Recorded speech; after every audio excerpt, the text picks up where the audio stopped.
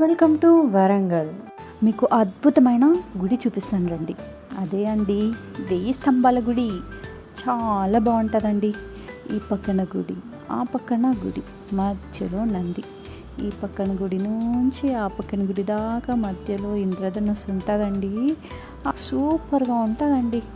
అలా చూడాలంటే వర్షాకాలంలో వెళ్ళాలండి, అలాగే ఎండాకాలంలో పోకూడదు.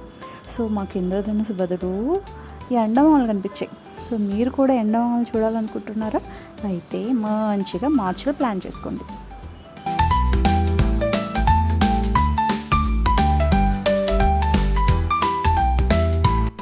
ఏవి దొరక్క లాస్ట్ గేట్కి వచ్చినాం. హిల్ వ్యూ అంట ఇది. ఆ రోజు రంజాన్, మరి ఎందుకో అండి హాలిడే అనో ఏమో, అసలు రెస్టారెంట్సే ఓపెన్లో లేవండి, చాలా మటుకు క్లోజ్ ఉన్నాయి. మేబీ గ్యాస్ ఇష్యూ కూడా అయ్యి ఉండొచ్చు, గ్యాస్ షార్టేజ్ ఉంది కదా. సో అది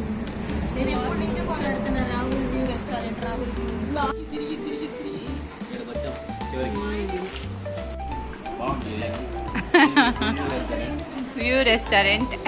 సో బాగా తిరిగి తిరిగి అలసిపోయి ఏదో ఒక రెస్టారెంట్ కనిపించాలి ఆ దేవుడా అనుకున్న టైంలో ఈ రాహుల్ హిల్ వ్యూ డాబా కనిపించేసిందండి. సో అందరం గుంపుగా రెస్టారెంట్లో పడిపోయామండి.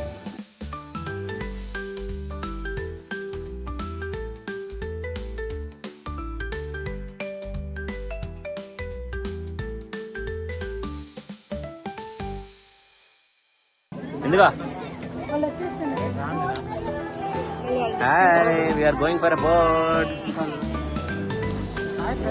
Hi. వాళ్ళు వచ్చారు.